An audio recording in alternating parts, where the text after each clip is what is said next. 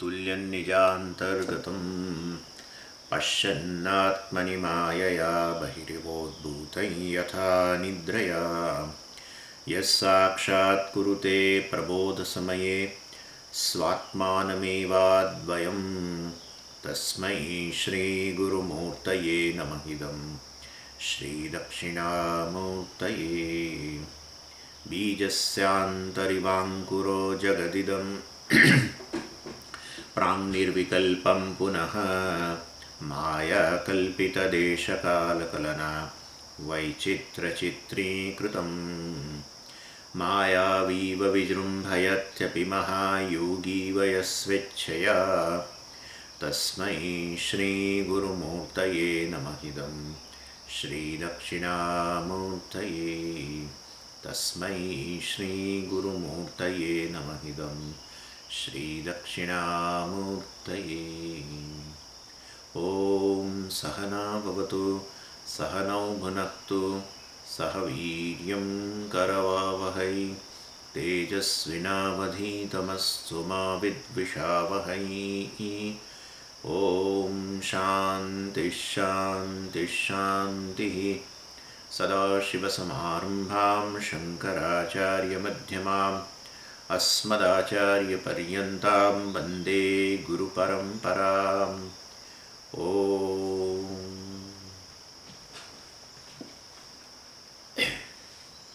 15मो श्लोक। अनुद्वेगकरं वाक्यं सत्यं प्रियहितं च यत् स्वाध्यायाभ्यसनं चैव वाङ्मयं तप उच्यते। એટલે ભગવાન તપસ્યાની વાત કરી રહ્યા છે. તપસ્યા, ડિસિપ્લિન, અને એ 3 સ્તરે હોય છે આમ તો. અને એમાં જો કે પહેલાં તપશ્ચર્યાના 2 ભાગ કર્યા, 2 પ્રકારે. એક તો કરણની દૃષ્ટિથી, ઇન્સ્ટ્રુમેન્ટ્સ, આપણા જે ઉપલબ્ધ કરણો છે એની દૃષ્ટિએ ભાગ કરી શકાય. કાયાના સ્તરે તપશ્ચર્યા જે છે, શારીરિક તપશ્ચર્યા, જેને કાયિક તપ કહ્યું. પછી વાણીના સ્તરે એને વાંગ તપ, વાંગમય તપ કહે છે. અને પછી માનસ તપ, મનના સ્તરે. અને પછી પાછા વિભાગ કરશે, એ ગુણોની દ્રષ્ટિ વિભાગ કરશે. આ શ્લોક પતી જશે. 16મો શ્લોકની અંદર માનસ તપશ્ચર્યાની વાત છે. અને પછી 17, 18 અને 19ની અંદર ભગવાન ગુણોની દ્રષ્ટિએ તપશ્ચર્યા વિશે કહે છે. એટલે તપશ્ચર્યાના 2 રીતે ભાગ કરે છે. એક છે કરણની દ્રષ્ટિથી અને બીજું ગુણની દ્રષ્ટિથી. એટલે અને એમાં આપણે કાયિક તપશ્ચર્યા જોઈ ગયા પહેલાં 14મા શ્લોકની અંદર. દેવદ્વિજ ગુરુ પ્રાજ્ઞમ, પ્રાજ્ઞ પૂજનમ, શૌચમ, આર્જવમ, બ્રહ્મચર્યમ, અહિંસા, આ બધું શારીરમ તપ થઈ ગયું, કાયિક તપશ્ચર્યા. પછી 15મા શ્લોકમાં અત્યારે આપણે જોઈ રહ્યા છીએ અનુદ્વેગકરમ વાક્યમ સત્યમ પ્રિયહિतं ચ યત સ્વાધ્યાયભ્યસનમ અભ્યસનમ ચૈવ વાङ्મયં તપ ઉચ્યતે. અનુદ્વેગકરમ, આ વાક્યમ શબ્દ, આ જે વાક્યમ શબ્દ જે છે ને એ બધાને સાથે લેવાનો. અનુદ્વેગકરમ વાક્યમ, સત્યમ વાક્યમ, પ્રિયહિતમ વાક્યમ, એમ પ્રિયમ વાક્યમ, હિતમ વાક્યમ, એ રીતે. એટલે વાસ્તવની અંદર અહીંયા કહે છે કે એ વાક્યમ જે એટલે આ સ્પીચ, મતલબ વાક્યનો અર્થ અહીંયા સ્પીચ કરવાનો. આ બાકીના 4 છે એ આ બધા વિશેષણો છે. વાક્યમ વિશેષ્ય છે. અનુદ્વેગકરમ વાક્યમ એટલે એવી સ્પીચ જેના દ્વારા અન્યને ઉદ્વેગ ન થાય. સત્યમ વાક્યમ, સત્ય અર્થાત સત્યનો અર્થ છે જેવું વિચારો તમે એવું જ તમે બોલો અને એવું જ તમે કરો, એમ એલાઇનમેન્ટ બિટવીન 3. સત્યમ વાક્યમ. પછી પ્રિયમની વાત કરી. પ્રિય એટલે અન્યને ઈજા ન પહોંચે એ પ્રકારે, મનના સ્તરે, વાણીના સ્તરે ઈજા ન પહોંચે એ રીતે. અને હિતમ વાક્યમ, હિતકારી, બંનેને બેનિફિશિયલ, બોલનાર અને જે સાંભળે છે બંનેને બેનિફિશિયલ હોય એ પ્રકારે જો બોલો તો આ એને વાક તપશ્ચર્યા કહેવાય. અને એક સુભાષિતની અંદર બહુ સરસ આ વસ્તુ કહેવામાં આવી. સદ્ભિઃ તુ લીલયા પ્રોક્તમ શિલાલિખિત અક્ષરમ અસદ્ભિઃ શપથેનાપી જલે લિખિતમ અક્ષરમ. સદ્ભિઃ લીલયા પ્રોક્તમ. સદ્ભિઃ એટલે સાધુ પુરુષો દ્વારા, સત્પુરુષો દ્વારા અથવા જ્ઞાનીઓ દ્વારા વાસ્તવની અંદર ઇવન લીલયા પ્રોક્તમ, કેઝ્યુઅલી સ્પોકન, એમ આમ વાતમાં કશુંક વાતો આપણે સામાન્ય દાખલા તરીકે કોઈ જ્ઞાની પુરુષ સાથે મહાપુરુષ સાથે આપણે ચાલવા ગયા હોઈએ અને એ જનરલ વાતો કરતા હોય તો આપણે રેકોર્ડ કરી લઈએ કારણ કે એમાંથી ઘણું શીખવા મળતું. બસ એવું કહેવાનો અહીંયા આશય છે. સદ્ભિહિ તું લીલાયા પ્રોક્તમ, લીલાની અંદર જસ્ટ કેઝ્યુઅલી પણ એ લોકો કંઈ કહેતા હોય. શિલાલિખિત અક્ષર, શિલાલિખિત એટલે આપણે કહીએ ને શિલા પર જાણે કે અક્ષરો લખાઈ ગયા હંમેશ માટે, એવું છે.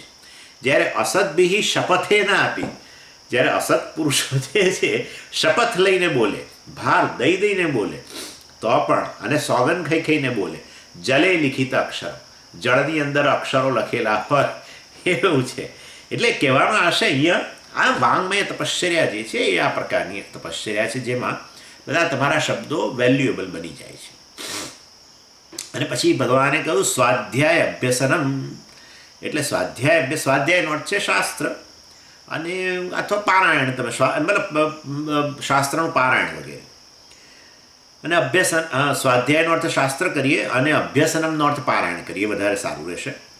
એટલે શાસ્ત્રનું પારાયણ વગેરે જે આપણે રોજે રોજ કરીએ, કંઈક વિષ્ણુ સહસ્રનામ બોલતા હોઈએ કે કંઈ પણ આપણે રોજે રોજ કંઈ સ્તોત્ર પાઠ કરતા હોઈએ, આ બધી વસ્તુઓ જે છે એ પણ વાસ્તવની અંદર એ વાંગમય તપશ્ચર્યાના અંતર્ગત કહેવામાં આવે છે. કારણ કે એ બધી બહુ વેલ્યુએબલ વસ્તુઓ છે. એટલે એને પણ ભલે આમ તો બોલીએ છીએ પણ છતાંય વાણીના સ્તરની જ એને તપશ્ચર્યા ગણવામાં આવે છે. પછી હવે આગળ વાત કરે છે. આ થઈ ગયું વાંગમય તપશ્ચર્યા. હવે માનસ તપશ્ચર્યાની વાત કરે છે. કર્ણની દ્રષ્ટિએ 3 ભાગ કરેલા છે ને આપણે, એટલે એ અહીંયા હવે બતાવી રહ્યા છે 16મા શ્લોકની અંદર. મનઃ પ્રસાદ સૌમ્યત્વમ મૌનમાત્મ વિનિગ્રહ ભાવ સંશુદ્ધિરિત્યેતત તપો માનસ મુચ્યતે. એટલે આ મનના સ્તરની તપસ્યાની વાત કરે છે, બહુ ટફેસ્ટ. આમ એટલે ભગવાન એ રીતે જ વાત કરે છે કે સૌથી છેલ્લે સૌથી અઘરી વસ્તુ. એટલે કારણ કે શરીરના સ્તરે આપણે કારણ કે ગ્રોસ વસ્તુ છે ને શરીર, એટલે એને કંટ્રોલમાં લેવાનું જરા સરળ છે. એટલે એ વસ્તુની પહેલાં વાત કરી દીધી કે જે તપશ્ચર્યા સ્થૂળ સ્તરની હોય, સ્થૂળ શરીરના સ્તરની, કાયાના સ્તરની, એ પ્રમાણમાં સરળ છે. ફિઝિકલ ડિસિપ્લિન જેને કહીએ એ પ્રમાણમાં સરળ છે. અને પછી ભગવાને વાણીની તપશ્ચર્યા 15મા શ્લોકમાં જે કહી તે, કારણ કે ભલે આમ તો વાણી પણ સૂક્ષ્મ શરીરનો ભાગ છે, વાગીન્દ્રિય, પરંતુ તમે જુઓ તો વાણી અને મન વચ્ચે એક મોટો ભેદ છે. મન પણ સૂક્ષ્મ શરીર ને વાણી પણ સૂક્ષ્મ શરીર. એટલે બંને તપશ્ચર્યામાં કઈ કઠિન એમ જો કહેતા હોય તો વાણીની તપશ્ચર્યા પ્રમાણમાં સરળ, કારણ કે વાસ્તવમાં વાણી બહિરિન્દ્રિય છે અને મન આંતરિન્દ્રિય છે. અને એ દ્રષ્ટિએ બહિરિન્દ્રિયને પ્રમાણમાં એને કંટ્રોલ કરવી, અર્થાત એના સ્તરની તપશ્ચર્યા પ્રમાણમાં સરળ છે. જ્યારે મન જે છે એ આંતરિન્દ્રિય છે, એટલે આપણે આપણા નિયંત્રણમાં ના આવી શકે. જે બહિ હોય, બહાર હોય, એ આપણા નિયંત્રણમાં ઝડપથી આવે. એટલે માટે ભગવાને, એટલે મતલબ વાણીના સ્તરની તપશ્ચર્યા અને મનની તપશ્ચર્યાની અંદર મનની તપશ્ચર્યા સૌથી અઘરી ગણવામાં આવે, અર્થાત એને વધારે ડિફિકલ્ટ ગણવામાં આવે. શું કહે છે ભગવાન માનસ તપની અંદર? મનઃ પ્રસાદ means a mind free from stress and strain. બસ આટલું. મન જે છે એ આ બધા અજંપોને તાણથી મુક્ત હોય. એટલે એ કારણ કે અશાંતિ જે છે ને, રેસ્ટલેસનેસ વગેરે, એ મનનો ગુણ છે આમ તો. એટલે એ સરળતાથી મન અશાંત બની જાય છે. એટલે એને નિયંત્રણમાં લાવીને ધીરે ધીરે એને સ્ટ્રેસ અને માંથી મુક્ત કરવું, તાણમાંથી મુક્ત કરવું, અજંપામાંથી મુક્ત કરવું, એ એક મોટી તપસ્યા છે. અને શાના કારણે અશાંતિ? મુખ્ય તો પેલી ચિંતાઓ બધી, ભવિષ્યની ચિંતા. આ લોકો કહે છે બહુ સરસ, worrying the future, brooding the past. 2 વસ્તુ. બ્રુડિંગ ધ પાસ્ટ, વારંવાર ભૂતકાળ ગાયા જ કરે આખો વખત. જેટલા લોકો આવે કે અહીંયા આગળ પોતાના ભૂતકાળની વાતો કર્યા જ કરે. અને ભવિષ્યની ચિંતા એકબીજાને કદાચ ન કે પણ પોતાના મનમાં રહેતી હોય. પોતાના અત્યંત નજીકના લોકોને કદાચ કે પતિ પત્ની એકબીજાને વાત કરે ભવિષ્યની ચિંતા, ભવિષ્ય વિશે, પરંતુ મહદઅંશે આપણે ભૂતકાળ બીજાની આગળ વાગોળીએ એ દ્વારા આપણે એ વાગોળીએ આપણા મનમાં અને ભવિષ્ય જે છે એની સતત ચિંતા કરીએ. એટલે આ બંનેમાંથી મુક્ત હોવ. મન જે છે એ બ્રૂડિંગમાંથી મુક્ત હોય, પાસ્ટના બ્રૂડિંગમાંથી, વાગોળવામાંથી, અને ભવિષ્યની ચિંતામાંથી મુક્ત હોય તો મનનો તાણ કે અજંપામાંથી મુક્ત છે એ જરૂર કહી શકાય. એટલે મનઃપ્રસાદ એટલે આ પ્રકારે મનનો પ્રસાદ અર્થાત મનની શાંતિ, ફ્રીડમ ફ્રોમ મેન્ટલ સ્ટ્રેસ. એ પહેલી ડિસિપ્લિન ભગવાને કહ્યું. તમે જો મનને આ રીતે મુક્ત રાખી શકતા હો, અને મુક્ત રાખવા માટેનો ઉપાય પણ ભગવાને કહી શકાય આપણે કે આમાં રહેલો જ છે. હવે આ નીતિ શતકની અંદર ભર્તૃહરિ મહારાજે આ બહુ સરસ કહી આ વસ્તુ. આપણું જે મન આ રીતે ફરતું હોય છે ને ભૂતકાળ અને ભવિષ્યમાં, એને માટે નીતિ શતકની અંદર મનને ઉદ્દેશીને ભર્તૃહરિ કહે છે. શું કહે છે?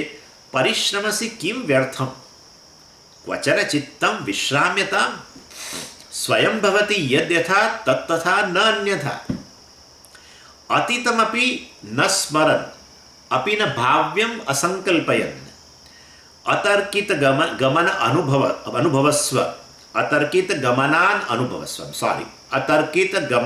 અનુભવસ્વ ભોગાન ઇહ એમ કહે છે. આ નીતિ શતકમાં છે. બહુ સુંદર છે નીતિ શતક. ભર્તૃહરિએ વૈરાગ્ય શતક, પછી નીતિ શતક, અને ત્રીજું ચાલો યાદ આવશે તો કહીશ. એટલે આ રચના કરેલી છે ભર્તૃહરિ મહારાજે. બહુ સુંદર, ગજબ છે. વૈરાગ્ય શતક સાંભળો તો આપણને ખરેખર આ જગતમાં કોઈ રસ જ ના રહે એવું થઈ જાય. એવું વર્ણન ભર્તૃહરિ મહારાજ વર્ણન કરે એટલે પછી શું. જેમ આપણે ભજગોવિંદમ સાંભળો તો ઘણીવાર નથી એવું થઈ જતું. ભજગોવિંદમ જે લોકો સાંભળે ને એ લોકોને આ બહુ વૈરાગ્ય ઉત્પન્ન થઈ જાય જગત માટે. એનીવે પરિશ્રમસી કિમ વ્યર્થમ કહે છે. તમ પરિશ્રમસી કિમ, શા માટે આ બધી વ્યર્થ ચિંતાઓ કર્યા કરે છે? Why are you wandering all over? મનને કહે છે ભર્તૃહરિ મહારાજ. અને અર્થાત વોન્ડરિંગ શેના માટે હોય? પાસ્ટમાં તો વોન્ડરિંગ ના હોય. વોન્ડરિંગ શેના માટે હોય? ભવિષ્ય માટે હોય. એટલે ભવિષ્યની ચિંતાઓ અથવા ભવિષ્યમાં શા માટે આટલું બધું ફર્યા કરે છે તું? એટલે પ્લાનિંગ કર. તારા ભવિષ્ય માટે તારે જે પ્લાનિંગ કરવું છે જરૂર કર. Planning of the future is very deliberate. એ તો બરાબર છે. પરંતુ ચિંતાઓ, ભવિષ્યની ચિંતાઓ, ભવિષ્યમાં ભટક્યા કરવું, થાકી જાય છે મન. ભવિષ્યમાં ફરીને વોક લઈને સખત થાકી જાય અને પછી ઊંઘી જાય બિચારું મન. શું કરે પછી? એન્ક્શિયસ માઇન્ડ. એટલે એ વાસ્તવમાં ભવિષ્ય વિશેની ચિંતાઓ જે છે કે ભવિષ્યમાં આવું ભટકવું જે છે એને રિએક્શન કહેવાય. જ્યારે પ્લાનિંગ કરો ભવિષ્ય વિશે બેસીને, આ લોકો કહે છે પ્લાનિંગ એટલે શું? Take your own appointment. તમે તમારી જ એપોઇન્ટમેન્ટ લઈ અને તમારા ભવિષ્ય વિશે જે તમારે બધી દ્રષ્ટિએ, તમારા પૈસા વગેરેની દ્રષ્ટિએ કે કંઈ પણ બીજી પણ તમે જરૂર પ્લાન કરો, પણ પછી આખો દિવસ મનને ભવિષ્યની અંદર ફેરવ ન કરો, એમ કહેવાનો આશય છે. એટલે એ રીતે તમે જો પ્લાનિંગ કરો તો એક્શન છે, ભવિષ્યમાં ભટકાયા કરશો મનને તો એ રિએક્શન છે. એટલે પરિશ્રમસી કિમ વ્યર્થમ ક્વચન ચિત્તમ વિશ્રામ્યતામ. ક્વચન ક્યારેક તો હે ચિત્ત તું વિશ્રામ લે. વિશ્રામ્યતામ એટલે તારા દ્વારા વિશ્રામ લેવાવો જોઈએ એમ કહેવાનો આશય છે. સ્વયં ભવતી યદ તથા તત્તથા ન અન્યથા. એટલે આ લોકો આ તો જો કે તમે લોકો તો જાણો છો, પ્લાનિંગ કે છે કે પ્લાનિંગ કરીએ ને તો આપણી એફિશિયન્સી વધે છે. પણ આ રીતે વરિંગ અને વોન્ડરિંગ, ભવિષ્યની ચિંતા અને ભવિષ્યમાં મનને ભટકાવ્યા કરીએ તો આપણી એફિશિયન્સી ધીરે ધીરે ઘટી જતી હોય છે. એટલે વરિંગ બ્રિંગ્સ આ બધા કોટેશન છે ભાઈ, મારું કશું નથી એમાં. Worrying brings deficiency, planning brings efficiency. આવું મને કોઈ કે કહ્યું હતું. Planning brings efficiency, worrying bring deficiency. વાહ! આ બધી વસ્તુ યાદ રાખવી બહુ, અથવા કોટ કરી મૂકી રાખવી ક્યાંક સારી, ક્યાંક કોટ કરવા માટે આપણા પોતાના માટે કે આ રીતે કામ લાગે એવી વસ્તુ છે. એની સ્વયં ભવતી યદ યથા તથા ન અન્યથા. જે કાલે થવાનું જ છે, લેટ ઇટ હેપન, થશે. એટલે આ શું થશે ભાઈ સ્વામીજી? આ પેન્ડેમિકનું શું થશે? આ તો જુઓ તો ખરા શું ચાલી રહ્યું છે સ્વામીજી, શું થશે? ભાઈ જવાનું છે, તો જે આવ્યું છે જવાનું છે, જશે. ચિંતા શું? જે પ્લાનિંગ કરવું એ કરો, પરંતુ ચિંતા છોડો કે શું થશે. લોકોનું શું થશે? ઉપરથી ધીરે ધીરે મૃત્યુનો રેટ હવે તો ઘટી રહ્યો છે ઉપર. હા, લોકો 2 દિવસમાં, ઇન્ડિયામાં તો 2 દિવસમાં રજાઓ આપી દે છે અને ઘરમાં હોય તો 2 દિવસમાં ઊભા થઈ જાય છે. હમણાં જ મેં COVID-19ના એક આપણા પેશન્ટ અમદાવાદમાં, આપણા સાધકના જ ભત્રીજો, મતલબ એની જોડે મેં વાત કરી. મને કહે કે સ્વામીજી 2 દિવસમાં ઊભો થઈ ગયો. એ લોકો કંઈક દવાઓ આપે ને કંઈક બીજું કંઈક ઉકાળો સમથિંગ ના, ડૉક્ટર ઘરે આવીને જશે. એ 2 દિવસવાળું જશે, હવે તો જવાનું જ છે ને, ક્યાં જશે? એટલે આ રીતે પણ તું ચિંતા. એટલે સ્વયં ભવતી યદ્યથા તત્તથા ન અન્યથા.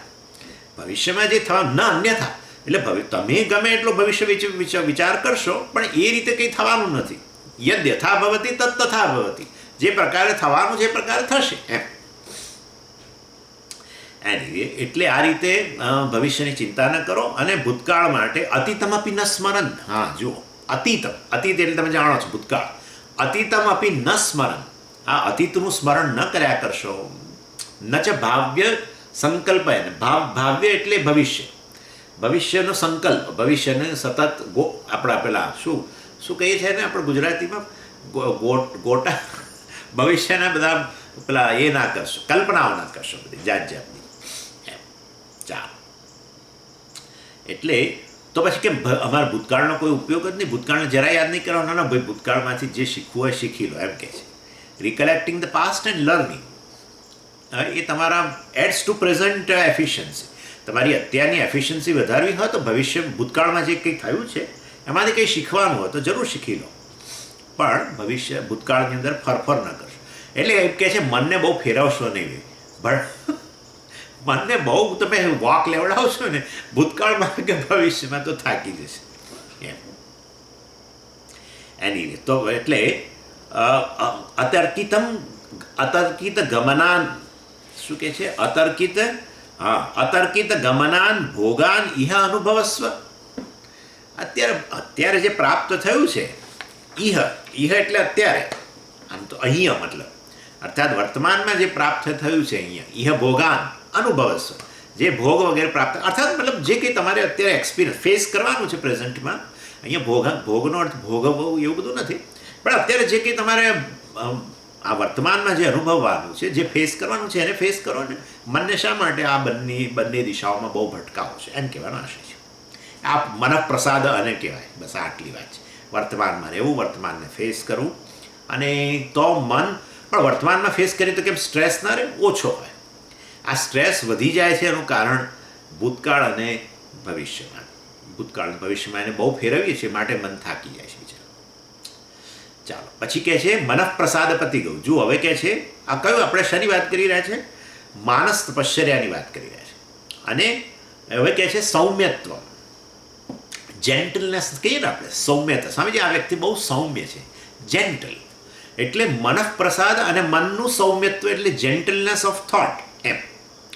એટલે વિચારની દ્રષ્ટિએ પણ સૌમ્યતા હોઈ શકે, પણ એવી વિચારની દ્રષ્ટિએ લાવવાની શા માટે જરૂર? કારણ કે ભાઈ એ વિચાર જ વાણીમાં ક્રિસ્ટલાઇઝ થઈ જવાનો છે અને વિચાર જ કર્મમાં અભિવ્યક્ત થવાનો છે.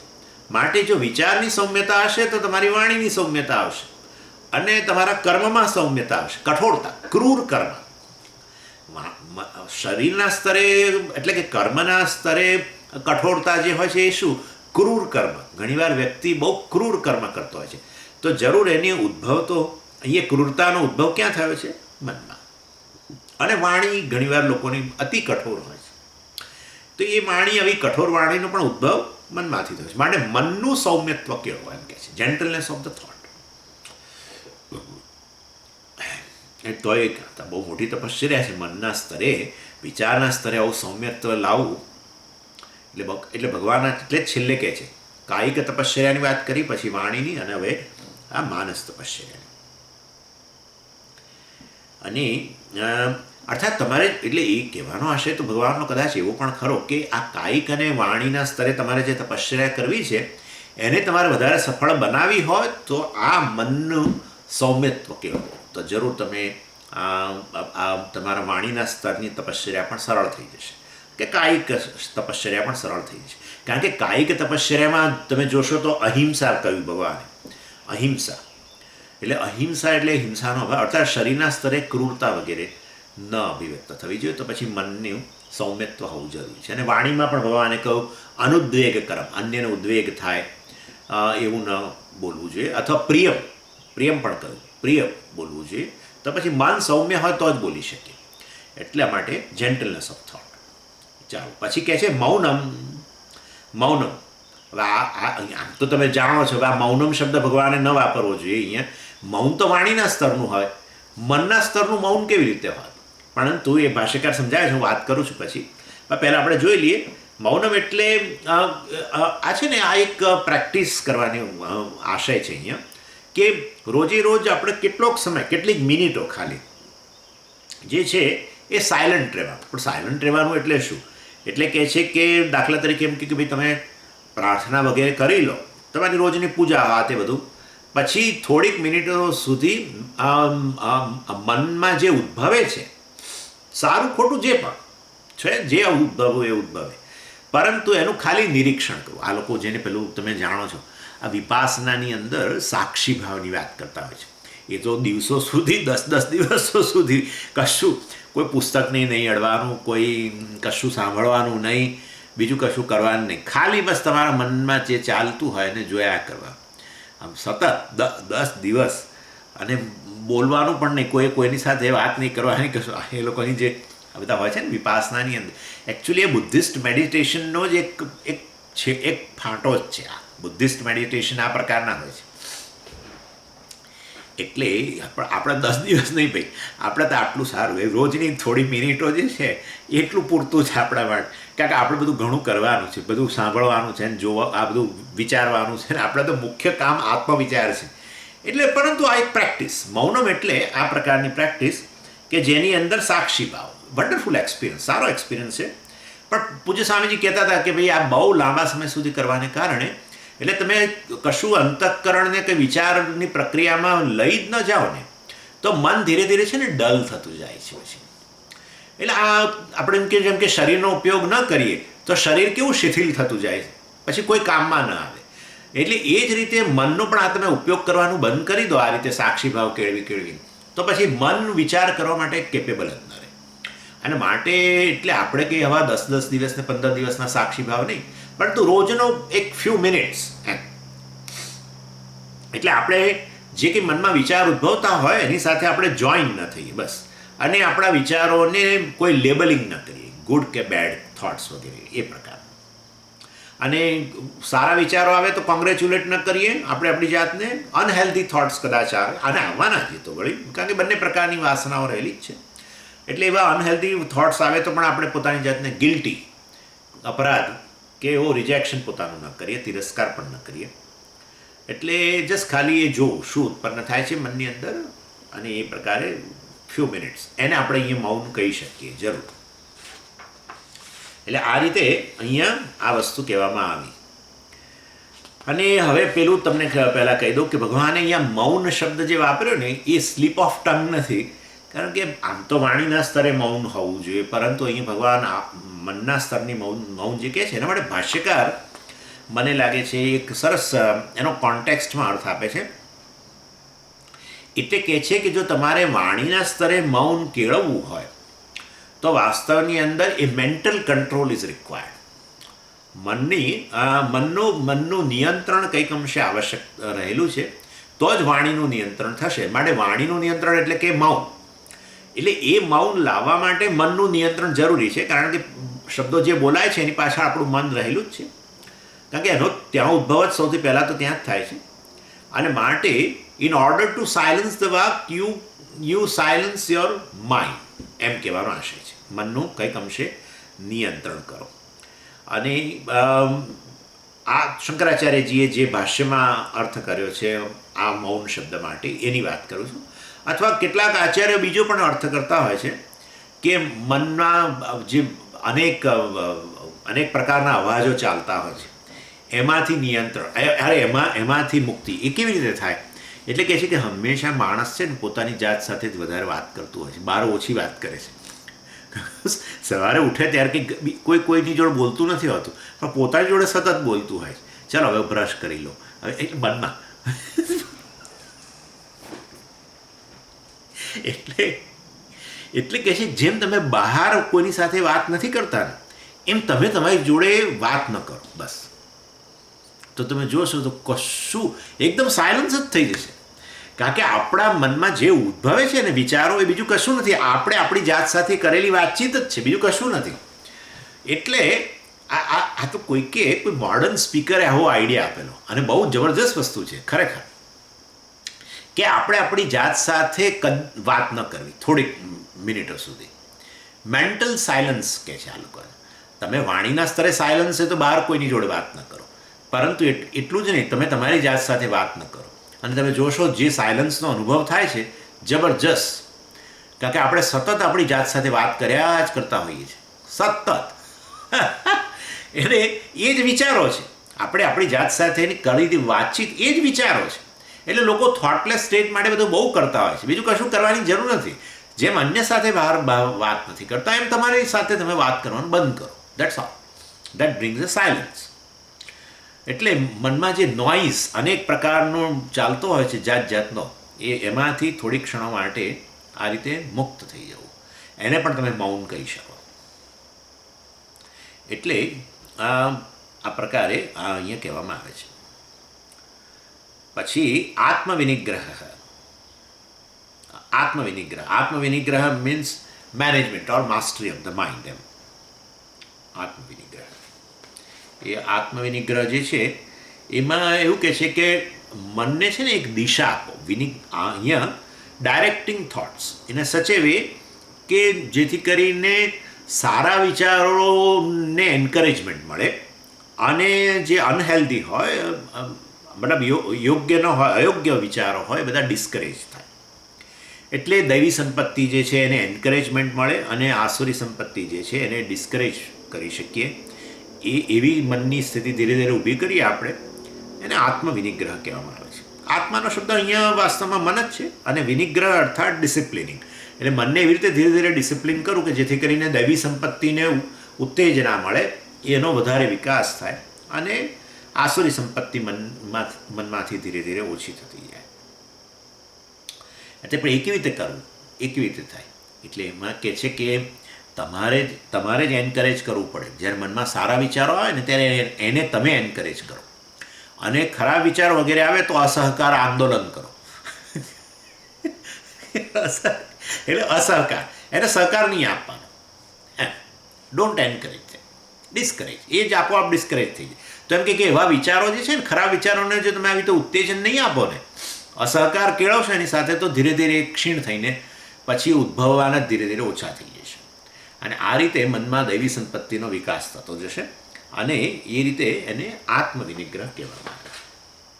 બધા એટલું બધું બધા નજીક રહેલા છે ને મૌનમ ને આત્મવિનિગ્રહને, એટલે બધું થોડોક ભેદ એમાં અર્થમાં આપણે કરવો પડે. ભગવાને કહ્યું હોય એટલે બધું કે એક જ અર્થમાં બધું ન કહ્યું હોય, કંઈક તો એમાં ભેદ રહેલો છે. એટલે આ તો ભાષ્યને આધારે ને, એટલે આ રીતે management or mastery of the mind, આત્મવિનિગ્રહ આપણે એને એવું કહી શકીએ. અને પછી આગળ ભગવાન કહે છે ભાવ સંશુદ્ધિ. બીજી લાઈનમાં ભાવ સંશુદ્ધિ, એ તો આપણે સમજી શકીએ. ભાવ એટલે આપણો મોટિવ, ઈરાદો, એની શુદ્ધિ. આપણો ઈરાદો શુદ્ધ હોવો જોઈએ. ભાવ સંશુદ્ધિ એટલે ભગવાન કહે છે તમારો મનમાં કંઈ પણ કામ કરો ત્યારે તમારો ઈરાદો શુદ્ધ હોવો જોઈએ. Freedom from any hidden motive. મતલબ કે મનની અંદર કોઈ ખરાબ ભાવ કેળવીને આપણે કામ ન કરીએ. આપણો ઈરાદાની સ્પષ્ટતા આપણને પણ હોય ને અન્યને પણ હોય, એવું કહે છે આ લોકો. એટલે not having any hidden agenda અર્થાત ઓપન હાર્ટેડનેસ. એટલે બીજા લોકો પણ તમારામાં દર્શન કરી શકે અને એ લોકોને પણ થાય કે આ વ્યક્તિનો ભાવ શુદ્ધ છે, ઈરાદો શુદ્ધ છે.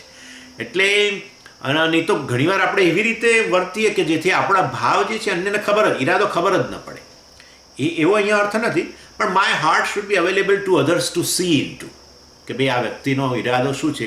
તો આપણી એવી ઓપન હાર્ટેડનેસ હોય કે જેમાં આપણો ઈરાદો અન્ય લોકો પણ જોઈ શકે અને આપણે તો જરૂર જોઈ જ શકીએ. અને એ રીતે એટલે આપણા ઈરાદાની સ્પષ્ટતા હોવી જોઈએ, કોઈ હિડન મોટિવ ના હોવો જોઈએ. અને એક્સપ્રેસિંગ અવર મોટિવ આઉટવર્ડલી ઓલ્સો, એવું પણ કહી શકો. અને એટલે બહાર તમે જે વાત કરો, ઈરાદો તમારો સ્પષ્ટ કરો, એ જ ઈરાદો તમારા અંતઃકરણમાં હોય અને એ લોકો પણ, બીજા લોકો પણ એ જોઈ શકે. આ રીતે આ ભાવ સંશુદ્ધિની ભગવાને વાત કરી. અને આ રીતે આ મતલબ માનસ તપશ્ચર્યા ભાવ સંશુદ્ધિ ઇતિ એતત તપઃ માનસમ. બસ આટલા જે છે, અર્થાત મનનું પ્રસાદ, આપણે સ્ટ્રેસ ફ્રી માઇન્ડ, સૌમ્યત્વ, જેન્ટલનેસ અને મૌનમ, આત્મવિનિગ્રહ અને ભાવ સંશુદ્ધિ. આ 5 વસ્તુઓ, 5 લક્ષણ ભગવાને બતાવ્યા. શેના માટે? માનસ તપશ્ચર્યા માટે. એટલે ઇતિ એતત તપઃ માનસમ, માનસમ તપઃ ઉચ્યતે, અને માનસ તપશ્ચર્યા કહેવાય. હવે એટલે આ વિભાગ થઈ ગયો તપશ્ચર્યાનો. શેના આધારે થયો? કરણને આધારે. કાયા, મન અને વાણી, 3. હવે ભગવાન જે ડિવાઈડ કરવાના આ તપશ્ચર્યાને જે અહીંયા વિભાગ કરશે એ ગુણોના આધારે. સાત્વિક, રાજસ અને તામસ તપશ્ચર્યા છે એનો વિભાગ કરશે ભગવાન. એ ભગવાન હવે બતાવે. 17મા શ્લોકમાં પહેલા સાત્વિક તપશ્ચર્યા કોને કહેવાય એ કહે છે. શ્રદ્ધયા પરયા તપ્તઃ, શ્રદ્ધયા પરયા તપ્તં તપસ્તત્રિવિધમ નરૈઃ અફલાકાંક્ષિભિર્યુક્તૈઃ સાત્વિકમ પરિચક્ષતે. પરિચક્ષતે જે ડિક્લેર, ભગવાન કહે છે કે, અને શાસ્ત્ર આવું ડિક્લેર કરે છે, સાત્વિક તપશ્ચર્યા એવી રીતે ડિક્લેર કરે છે. ભગવાન જાણ પહોંચે કે હું અને સાત્વિક એમ નહીં, ભગવાન કે શાસ્ત્ર આવું ડિક્લેર કરે છે કે આને સાત્વિક તપશ્ચર્યા કહેવાય. કેવી તપશ્ચર્યા? શું છે સાત્વિક તપશ્ચર્યામાં? ત્રિવિધમ તપઃ નરૈઃ તપ્તમ. ત્રિવિધમ, 3 પ્રકારના, 3-fold ડિસિપ્લિન.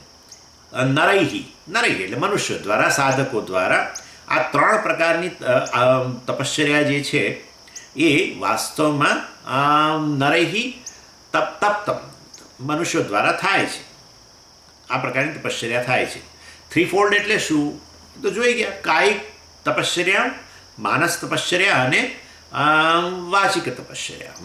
વાંગમય તપઃ ભગવાને કહ્યું વાચિક તપશ્ચર્યા. વાણીના સ્તરની, કાયાના સ્તરની, શરીરના સ્તરની અને મનના સ્તરની. જે પહેલાના 3 શ્લોકની અંદર કહેવામાં આવ્યું, 14, 15 અને 16માં, એને ભગવાન અહીંયા ઉલ્લેખ કરે છે. ત્રિવિધમ, 3 પ્રકારની. અને આ કોઈ એટલે મતલબ આ 3 તપશ્ચર્યા કરનારો, 3 તપશ્ચર્યાથી યુક્ત, ભગવાન કહે છે યુક્તૈઃ. આ 3 તપશ્ચર્યાથી યુક્ત, અથવા 3માંથી ગમે તે એક તપશ્ચર્યા પણ કરી રહ્યો હોય, 3 ન કરી રહ્યો હોય, હજુ કદાચ શારીરિક તપશ્ચર્યા માટે સરળ હોય, કદાચ એટલે શારીરિક તપશ્ચર્યા કરતો હોય, એમાં પ્રવૃત્ત થયો હોય, પણ હજુ વાણીના અને મનના સ્તરની તપશ્ચર્યા ન પણ કરતો હોય તો પણ, એટલે એ આવી તપશ્ચર્યા કરી રહ્યો હોય ત્યારે એની પાછળની એની જે ભાવના છે એના આધારે હું તને કહું છું કે હવે એને સાત્વિક કહેવાય, તામસ કહેવાય કે રાજસ કહેવાય. એટલે હું તપશ્ચર્યા કરું છું, દાખલા તરીકે બ્રહ્મચર્યનું પાલન કરું છું, કે અહિંસા, ભગવાને શું કહ્યું? અહિંસા છે, શૌચમ ક્લીનલીનેસ, બાહ્ય ક્લીનલીનેસ, આર્જવમ અર્થાત સરળતા, દેવદ્વિજ ગુરુ પ્રાજ્ઞ પૂજનમ, આ દેવતાઓ, ગુરુઓ અને લર્નેડ અન્ય વિદ્વાન લોકો બધાની પૂજા પણ કરું છું. આ બધું કરી રહ્યો છું, આવી શારીરિક તપશ્ચર્યા કરી રહ્યો છું, પરંતુ એની પાછળની ભાવના જ કઈ છે એના આધારે હું તને કહું કે સાત્વિક કહેવાય કે રાજસ કહેવાય કે તામસ કહેવાય એમ. એટલે મેં તને જે ઓલરેડી તપશ્ચર્યા કહી એ તપશ્ચર્યા પાછળની ભાવનાને આધારે હવે હું તને 3 વિભાગ પાછા એના બતાવું એમ. ચાલો, એટલે એની પાછળ કઈ એટીટ્યૂડ, તો ભગવાન અહીંયા કહે છે સાત્વિક તપશ્ચર્યા માટે કેવી એની એટીટ્યૂડ હોવી જોઈએ? પરયા શ્રદ્ધયા તપ્તમ. એટલે આ વાસ્તવની અંદર આજે તપશ્ચર્યા કરી રહ્યો છે, કાયિક તપશ્ચર્યા વગેરે કે વાણી જે તે પણ, એ અન્ય માટે કશું નથી કરતો. એટલે પરયા શ્રદ્ધયા એટલે અન્ય માટે થઈને, એટલે શું? કોઈ કે કહ્યું અને મેં શરૂ કરી એમ. દાખલા તરીકે શાસ્ત્રએ કહ્યું, ચાલો હવે શાસ્ત્ર કે છે એટલે કરીએ. આચાર્ય કે સ્વામી કે કોઈ ગુરુ એમના હોય ને એણે કંઈક કહ્યું અને કરવા માંડું, તો એ નહીં, એ પ્રકારે નહીં. કોઈ કે કહ્યું અને માટે તમે એનું કરો છો પાલન, ઘણીવાર એની પાછળ એક ઢસરડો પછી હોય, એવું નહીં. પરયા શ્રદ્ધા એટલે વિથ ગ્રેટ રેવરન્સ. હા, એટલે અન્ય પ્રત્યે રેવરન્સ છે માટે કરું છું એવું નહીં. જેમ કે કયું સ્વામીએ કહ્યું કે ફલાણી તપસ્યા બહુ આવું કંઈક કરો, ચાલો તમે શરીરના સ્તરે કોઈને ઈજા ન થાય, તમે કોઈ ક્રૂર કર્મ ન થાય એવું શરૂ કરો, અને કરવા માંડ્યું. કારણ કે એ વ્યક્તિ માટે એને આદર છે. એ નહીં, એને સાત્વિક તપશ્ચર્યા ન કહેવાય.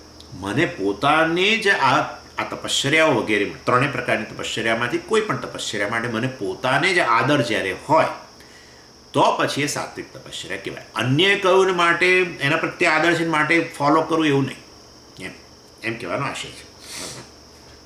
એટલે મને એનું મૂલ્ય હોય, એમ મને પોતાને એનું મૂલ્ય હોય. વ્યક્તિ માટે મૂલ્ય હોય, કોઈ આપણા ગુરુ વગેરે માટે મૂલ્ય હોય અને એમણે કહ્યું અને માટે કરવું એવું નહીં. મને પોતાને આ બધી તપશ્ચર્યા માટે મૂલ્ય હોય. એટલે પરયા શ્રદ્ધયા, એના માટે એ પરાશ્રદ્ધા શબ્દ વાપર્યો. પરયા શ્રદ્ધયા તપ્તમ, આ રીતે આ તપ્તમ વિચ ઇઝ પ્રેક્ટિસ્ડ, એમ આ શ્રદ્ધા સહિત પોતાને જ શ્રદ્ધા છે, પોતાને જ એનું મૂલ્ય છે, પોતાને જ એના માટે આદર છે, એ એવું મનમાં રાખીને આ જે તે તપશ્ચર્યા કરતો હોય, કાયિક હોય, વાચિક હોય કે માનસ હોય. એટલે આ પહેલી સાત્વિક તપશ્ચર્યા માટેનું આ પહેલું લક્ષણ કે પોતાને એના માટે આદર છે. બીજું લક્ષણ કે છે ભગવાન અફલાકાંક્ષિભિઃ, બોલો, without expecting any result for the તપશ્ચર્યા. આકાંક્ષા એટલે તમે જાણો છો, આકાંક્ષા એટલે તીવ્ર ઈચ્છા, ફળની. ફલાકાંક્ષી, ફલાકાંક્ષી એટલે તો આવી છે ને, એમાં શું છે આકાંક્ષી, આમ તો શબ્દ આકાંક્ષા તમે જાણો છો, આકાંક્ષા ધરાવનાર આકાંક્ષી કહેવાય. આવું સંસ્કૃતની પદ્ધતિ. આકાંક્ષા ધરાવનાર, તીવ્ર ઈચ્છા ધરાવનાર, એટલે હદ સુધી કે આગ્રહ હોય. હા, હું સમજાવું છું. એવી તીવ્ર ઈચ્છા ધરાવનાર. શેની તીવ્ર ઈચ્છા? ફલાકાંક્ષી. એટલે આ તપશ્ચર્યા કરીને કોઈક પ્રકારની ફળની આકાંક્ષા ધરાવનારને ફલાકાંક્ષી કહેવાય. પરંતુ અહીં કહે છે અફલાકાંક્ષી. એટલે આવી કોઈ પ્રકારની ફળને આકાંક્ષા વગરનો, વિધાઉટ એક્સપેક્ટિંગ એ રિવોર્ડ. મતલબ તપશ્ચર્યા કરીશ તો મને શું મળશે? કંઈક પુણ્ય પ્રાપ્ત થશે, અથવા મને અત્યારે ખૂબ ધનની જરૂર છે તો ધન મળી જશે. બિઝનેસમાં અત્યારે કંઈ થોડું ઘણું આમ તેમ ચાલે છે કોવિડને કારણે, તો જરા એ પાછું બધું ઠેકાણે આવી જશે. અથવા જોબ કરતો તો મને પ્રમોશન મારું અટકેલું છે, એ પ્રમોશન મળી જશે. સમથિંગ લોકો એ રીતે જ કરે છે. આપણને કદાચ ન એમ લાગે કે આ બધું આવું, પણ લોકો શરીર જે પણ પ્રકારના વ્રત અપનાવે છે એ વ્રત પાછળ અમારી કોઈ ભૌતિક વસ્તુની જ ઈચ્છા હોય છે. કોઈ પણ વ્રત, શારીરિક વ્રત, ખાસ કરીને મેં કહ્યું કે અયપ્પાનું વ્રત લેતા હોય છે લોકો 42 દિવસ કે એવું 41 દિવસ મને લાગે, 41 દિવસ.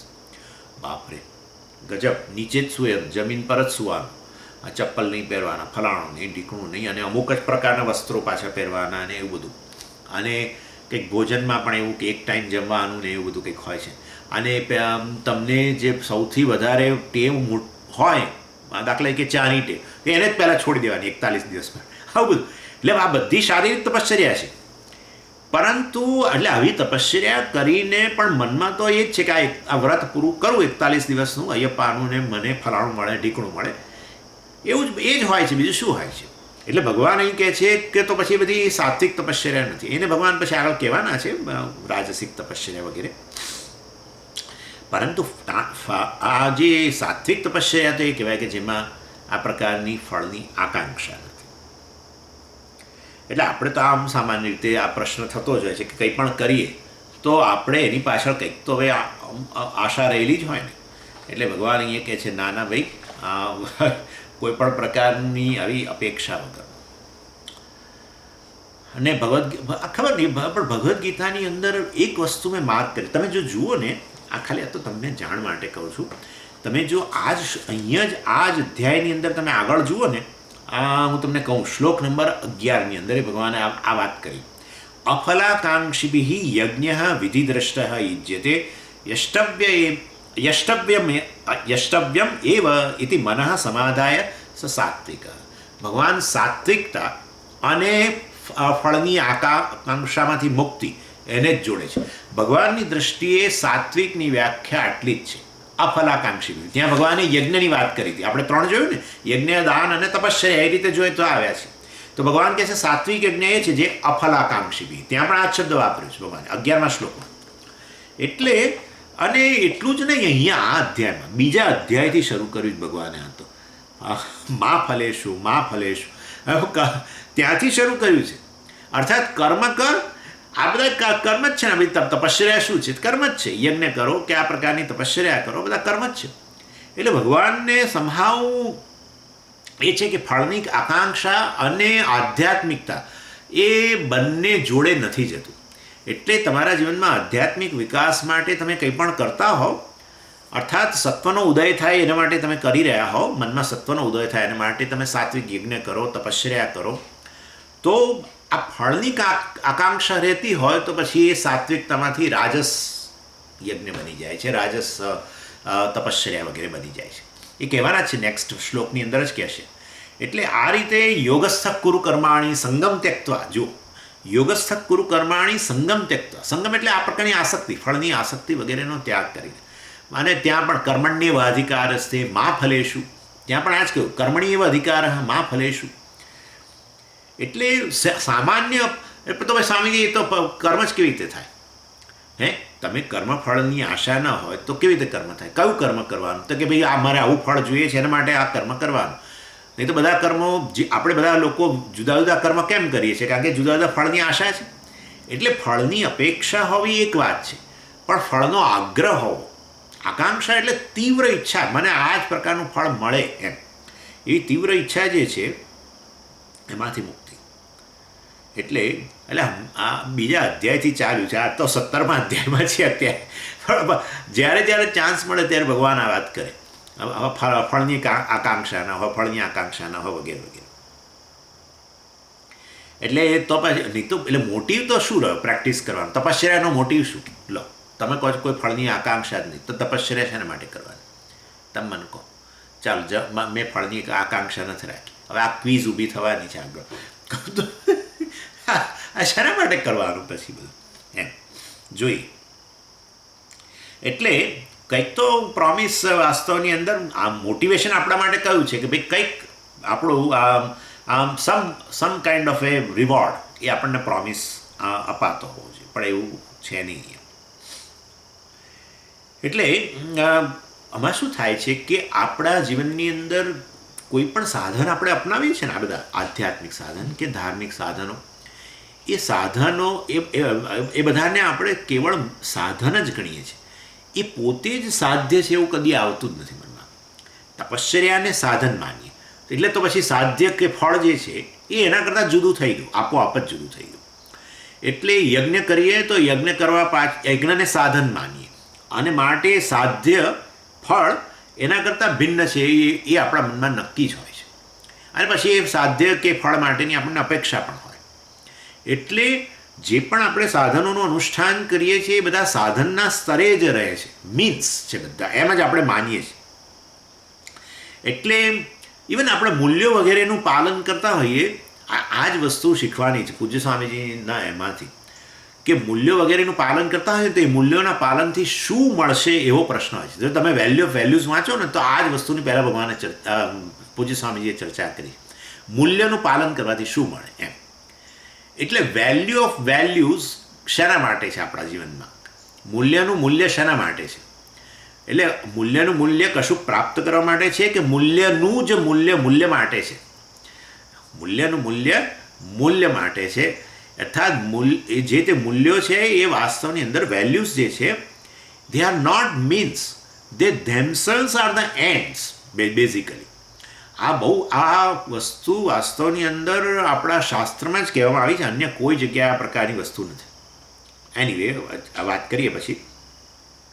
એટલે આ મૂલ્યો વગેરે જે છે એને પણ આ રીતે આપણે જીવનની અંદર, એટલે લોકો આવી અપેક્ષા રાખે કે હું દાખલા તરીકે હું સત્ય બોલું, અન્યને ઈજા ન પહોંચાડું, ક્ષમા આપી દઉં અને દંભ ન હોય મારા જીવનની અંદર, પ્રમાણિક હોઉં, તો મને એનો રિવોર્ડ ભૌતિક રીતે મળવો જોઈએ એમ. હવે સમજી ગયા તમે? એટલે પ્રામાણિકતાનું મૂલ્ય હોય, પરંતુ એ મૂલ્ય પ્રામાણિકતાને હું મારા જીવનમાં સાધન માનું છું, એનો મને ભૌતિક રીતે ફાયદો થવો જોઈએ, અને ઘણીવાર નથી થતો. તમે જુઓ છો, અપ્રમાણિક વ્યક્તિને કદાચ ભૌતિક ફાયદો મોટો જણાય છે અને પ્રામાણિક વ્યક્તિને ઓછો જણાય છે, અને એ વ્યક્તિ પછી હતાશ થઈ જાય છે. એ પણ પછી ધીરે ધીરે અપ્રમાણિક બની જાય. એ પણ ધીરે ધીરે જુઠ્ઠું બોલતો થઈ જાય, છેતરતો થઈ જાય, બધું કરતો થઈ જાય. સરકારને છેતરે, બીજા કોઈના છેતરે, તો ટેક્સમાં છેતરે, ફલાણામાં છેતરે તો ખરો જ. ઇન શોર્ટ, એ મૂલ્યને જીવનમાં મેં સાધન માન્યું છે, અને એ સાધનનું અનુષ્ઠાન કરવાથી મને ભૌતિક રીતે કંઈ ઉન્નતિ થાય એ મારું સાધ્ય છે એવું માનું છું. અને એવા સંજોગોમાં આપણે ફેલ થઈએ છીએ, ઘણો ફેલ થઈએ છીએ. એટલે શાસ્ત્ર કહે છે કે તને સાધન માટે પ્રેમ જે છે એ ખરેખર સાધન માટે પ્રેમ નથી, સાધ્ય માટે પ્રેમ છે. હા, દાખલા તરીકે આવું બધું પાલન કરવા માટે મને પ્રેમ છે ખરો, પ્રામાણિકતા માટે, અન્યને છેતરવા નહીં માટે, સત્ય બોલવા માટે વગેરે, જે છે ડિક્લેર કરી દેવા માટે કે મારી આટલી ઇન્કમ છે ને આટલો ટેક્સ ભરું છું વગેરે વગેરે. આ બધું કરવા માટે મને મૂલ્ય છે ખરું, પરંતુ એ મૂલ્ય ત્યાં સુધી છે કે મને એના દ્વારા કોઈ ભૌતિક લાભ ભગવાન કરાવે, કારણ કે હું પ્રામાણિક છું, હું આવો છું તેવો છું. તો પછી તો ફેલ્યોરના ચાન્સીસ ઘણા છે, બહુ જ ચાન્સીસ છે. એટલે કોઈ પણ ધાર્મિક કે આધ્યાત્મિક જે સાધન છે એ સાધનનો પોતે જ જ્યારે એ સાધન પ્રત્યેનો પ્રેમ આપણને વાસ્તવમાં ખરેખર તો એનાથી પ્રાપ્ત થતા સાધ્ય માટે પ્રેમ છે, અને માટે સાધ્યનો પ્રેમ ખરેખર સાધનમાં આવે છે. દાખલા તરીકે હું ઉદાહરણ આપું તમને કે આપણે એક વ્યક્તિને પ્રેમ કરીએ છીએ. દાખલા તરીકે હું મારી વાત કરું, કોઈ વ્યક્તિ મને બહુ ગમે છે. કેમ? કારણ કે એ વ્યક્તિ ધનવાન છે. હા, તો એક્ઝામ્પલ આપું છું તમે, ધનવાન છે એટલે મને તો પછી ખરેખર ધન માટે પ્રેમ છે કે વ્યક્તિ માટે પ્રેમ છે, એમ હવે સમજ્યા ને તમે? એટલે ખરેખર વ્યક્તિમાં પ્રેમ દેખાય છે, વ્યક્તિ માટે પ્રેમ, પરંતુ વ્યક્તિ માટે પ્રેમ નથી. એ વ્યક્તિ ધનવાન છે માટે મને પ્રેમ છે. એટલે ખરેખર ધન પ્રત્યેનો પ્રેમ ક્યાં ટ્રાન્સફર થયો છે? વ્યક્તિમાં ટ્રાન્સફર થઈ ગયો છે. એટલે વ્યક્તિમાં આવેલો પ્રેમ એ તો ઉછીનો પ્રેમ છે, ખરેખર તમને ધન માટે પ્રેમ છે. આવી વસ્તુ છે. અને ધન જતું રહે તો આપણે જોઈએ છીએ વ્યક્તિ માટેનો પ્રેમ ઉતરી જતો હોય છે એમ. એટલે એ રીતે આ બધા સાધનો, આધ્યાત્મિક સાધનો માટે મને પ્રેમ હોય. આ તપશ્ચર્યાની વાત ચાલે છે, તો તપશ્ચર્યા માટે પ્રેમ હોય કારણ કે આવી તપશ્ચર્યા કરવાથી મને જીવનમાં કશુંક મળશે ભૌતિક રીતે એમ. એટલે એ વસ્તુઓ માટે પ્રેમ છે, ભૌતિક વસ્તુઓ માટેનો પ્રેમ છે. અને એ પ્રેમ વાસ્તવમાં એ પ્રેમ તમે અહીંયા આ બધા સાધનોના અનુષ્ઠાન માટે દેખાય છે, ખરેખર તો એ સાધ્ય માટે તમને પ્રેમ છે. અને માટે એવું જો હોય તો મુશ્કેલી ઊભી થવાની જ છે. માટે ભગવાન અહીંયા તો કહે છે અફલ આકાંક્ષી, કોઈ પણ પ્રકારની સાધનના અનુષ્ઠાનથી કોઈ પણ ભૌતિક ફળની આકાંક્ષા વગર તપશ્ચર્યા કરવા માટેનો પ્રેમ જો હોય તો તારી તપશ્ચર્યા સાત્વિક છે, નહીં તો નહીં, એમ ભગવાન કહે છે. એટલે વાસ્તવની અંદર તપશ્ચર્યા માટેનો પ્રેમ ફેક ન હોવો જોઈએ. તપશ્ચર્યા માટેનો પ્રેમ ફેક ક્યારે હોય? જ્યારે તપશ્ચર્યા દ્વારા કોઈક વસ્તુ મળે છે એના માટે મને પ્રેમ હોય, સાધ્ય માટે પ્રેમ હોય, કોઈક એન્ડ માટે પ્રેમ હોય તો. એટલે don't look upon them as a means, they themselves are the end, એમ કહેવાનો આશય છે. એટલે પૂછીશ નહીં ભાઈ કે હવે હું આ શારીરિક તપશ્ચર્યા કરું આ બધી, અથવા વાણીની તપશ્ચર્યા આપણે જે વાત કરી તે, કે માનસ તપશ્ચર્યા, એ કરવાથી મને શું મળે? આવું જો પૂછતો હોઉં તો પછી હવે મારે ભગવાન કહે છે કે કહેવાનું રહેતું નથી તને. અર્થાત સાત્વિક તપશ્ચર્યા, પણ એમાં શું સાત્વિક તપશ્ચર્યાની શું જરૂર? તપશ્ચર્યા તો છે ને એમ. એક જણ કહે છે તપશ્ચર્યા તો છે ને, સાત્વિક કે રાજસ કે ગમે તે. એટલે ભગવાને તો યજ્ઞોદાનમ તપસ્યૈવ પાવનાની મનીષિણામ, યજ્ઞદાન તપકર્મ ન ત્યાજ્યમ, ભગવાન 18મા અધ્યાયની અંદર ઉપરી 2 વાર અર્જુનને કહ્યું, કદાચ ભૂલી ના જાય. એટલે પૂરું થઈ રહ્યો હતો ને બધું, ભગવદ્ ગીતા પૂરી થઈ રહી છે, તો ભગવાનને થયું કે આ તો હું એને કહી જ દઉં, આ ભૂલે ચૂકે છોડે નહીં. યજ્ઞોદાનમ તપસ્યૈવ પાવનાની મનીષિણામ, અને યજ્ઞદાન તપકર્મ ન ત્યાજ્યમ, એક જ શ્લોક છોડીને તરત જ છે 18મા અધ્યાયમાં શરૂઆતમાં જ 5મો 6ઠ્ઠો શ્લોક કેવું જ કંઈક છે. એનીવે એટલે, અને એ તો ભગવાન જો કે કહી રહ્યા છે તો કે પોતાની રીતે નહીં, એ તો શાસ્ત્રમાં છે. યજ્ઞેન દાનેન તપસા અનાશકેન બ્રાહ્મણાઃ વિવિદિશન્તિ, એ બૃહદારણ્યકનું વાક્ય છે, બહુ જાણીતું વાક્ય. યજ્ઞેન દાનેન તપસા અનાશકેન, એટલે એ તો ત્યાંથી આવ્યું છે, ભગવાને બોરો કરેલું ત્યાંથી. એનીવે એટલે આ તો બહુ મહત્ત્વના સાધનો ભગવાને કહ્યા. છેલ્લે કે ન ત્યાજ્યમ, ભગવાન કહે છે ન ત્યાજ્યમ, ક્યારેય છોડીશ નહીં એને, આ 3ને. એટલે તમે શાના માટે મુક્તાત્મા ચિંતા કરો છો? સાત્વિક ને રાજસ ને બધું. અમે તપસ્યા કરીએ છીએ ને, અમે ફળ માટે કરીએ છીએ. બોલો તમને તમને શું તકલીફ છે? તમને તમારે તો કશું નવા નીચો ના, કેવળ સાત્વિક તપશ્ચર્યા જ આધ્યાત્મિક ઉન્નતિ લાવશે, બાકી નહીં. પતી ગયો. અને તમે જુઓ જ છો, આ તો આપણા પુરાણોની અંદર તો ઢગલો કેટલા છે. અરે અસુરોની તપશ્ચર્યા તમે જુઓ તો કલ્પના બહારની છે. બાપરે, હે ને? અસુરોની તપશ્ચર્યા કેટલી બધી. અને બીજા બધા કેટલાય રાજાઓએ બધા એ બધું આવે છે ઉદાહરણો. ઇન્દ્ર ફલાણી તપશ્ચર્યા કરીને આ કર્યું તે, પણ કંઈક ફળની આશાથી. અસુરોની તપશ્ચર્યા તામસિકી ભગવાન કહેવાના છે, એટલે અસુર શબ્દ નહીં, પણ તામસ તપશ્ચર્યા કોને કહેવાય આપણે સમજી જઈશું કે આ વસ્તુ આવી ગયા છે. અસુરોની તપશ્ચર્યા એને અંતર્ગત છે. એટલે તપશ્ચર્યા તો બધાએ કરે છે. દેવતાઓએ કરે, દાનવોએ કરે અને મનુષ્યોએ કરે, બધા કરે છે. પણ શેની આશાથી કરો છો એ મુખ્ય વસ્તુ છે. એટલે આધ્યાત્મિક વિકાસ ન થાય. દાનવોનો કોઈ આધ્યાત્મિક વિકાસ ન થયો આટલી તપશ્ચર્યા છતાં. દેવતાઓએ જે લોકોએ ભોગ વગેરે માટે ફળની આકાંક્ષાથી કર્યો, એ લોકોનો કશો વિકાસ ન થયો. એવા ને એવા સંસારી રહ્યા. એટલે સાત્વિક તપશ્ચર્યા જ મનુષ્યના જીવનમાં સત્વનો ઉદય. એક જ વસ્તુ છે, એક જ ટાર્ગેટ છે. ખરેખર સાચું કહું ને, સાધકના જીવનનો એક જ ટાર્ગેટ છે. એક જ single target. By any kind of a સાધનના અનુષ્ઠાનથી, કોઈ પણ પ્રકારના સાધનના અનુષ્ઠાનથી સાધકના મનમાં એક જ ટાર્ગેટ છે, કેવી રીતે મારા મનમાં કેવી રીતે મારા મનને વધારે ને વધારે સાત્વિક બનાવું. બસ આટલું જ છે. બાકીનું કામ થઈ જવાનું છે. ખરેખર મન સાત્વિક બન્યું એટલે આપોઆપ જ ભગવાન કહે છે 14મા અધ્યાયની અંદર કે જો મન સાત્વિક હશે તો આ આત્મા જે છે આનંદ સ્વરૂપ, એની અભિવ્યક્તિ પણ સરસ આનંદના રૂપમાં થશે. એનું ચિત્ત પ્રસન્ન જ રહેવાનું છે. અને એવી વ્યક્તિને માટે જાણવું કે આત્મા આનંદ સ્વરૂપ છે સરળ થઈ જશે, કારણ કે એના અંતઃકરણમાં સ્પષ્ટ રીતે આત્મા પ્રતિબિંબિત થઈ રહ્યો છે આનંદ રૂપમાં. એ આપણે જોયું, આત્મબોધની અંદર પણ જોયું. એટલે આવી વ્યક્તિને જાણવું કે આત્મા આનંદ સ્વરૂપ છે, ખરેખર આનંદ કોઈ જગતમાં આવતો નથી, એ જાણવું સરળ થઈ જવાનું છે માટે. અને બીજું ભગવાને કહ્યું સત્વ હોય ત્યાં જ્ઞાનની ઈચ્છા, ભગવાને એ પણ સ્પષ્ટ કર્યું. એટલે જ્ઞાન અને આ સુખ બંને સત્વની અભિવ્યક્તિ છે. અને માટે આત્મા જે છે એનું સ્પષ્ટ પ્રતિબિંબ વાસ્તવમાં અંતઃકરણમાં પડશે સાત્વિક. પણ એવું કેવું કે અંતઃકરણમાં સત્વ હોય તો જ બધું સ્પષ્ટ થાય? કારણ કે ભાઈ અંતઃકરણ વાસ્તવમાં સત્વમાંથી જ બનેલું છે.